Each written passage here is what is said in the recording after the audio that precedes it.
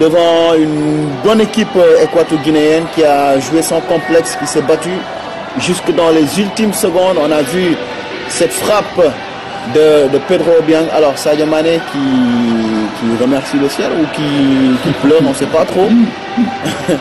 En tout cas, le drapeau du Sénégal agité par la communauté sénégalaise qui vit en Guinée, en Guinée équatoriale. Donc victoire des Lions qui pour l'instant continue de garder la tête en tout cas du groupe B en attendant le match de Madagascar qui reçoit le Soudan.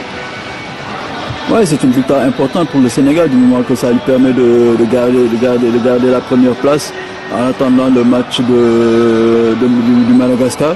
Et on a vu une meilleure période offensivement sur le plan offensif. Sadio qui pleure. Ouais, qu'est-ce qui se passe? Je pense qu'il n'est pas très fier de sa prestation. Ouais, peut-être l'action qu'il a ratée dans les ultimes secondes.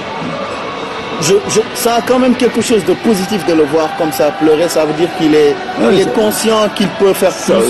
Ça veut dire qu'il a beaucoup d'ambition pour le Sénégal. Oui. Ça montre qu'il a beaucoup d'ambition pour le Sénégal. Et on ne sait pas exactement les raisons qui le poussent à pleurer. On ne sait pas exactement ce qui se passe réellement sur le plan du jeu ou bien c'est en dehors du football. On ne sait pas exactement. On n'a pas les informations qu'il faut. Là, il faudra attendre le retour des officiers pour savoir exactement ce qu'il en est. Mais il faut dire que sur la seconde période, on a vu une équipe sénégalaise offensivement beaucoup plus intéressante que la première période.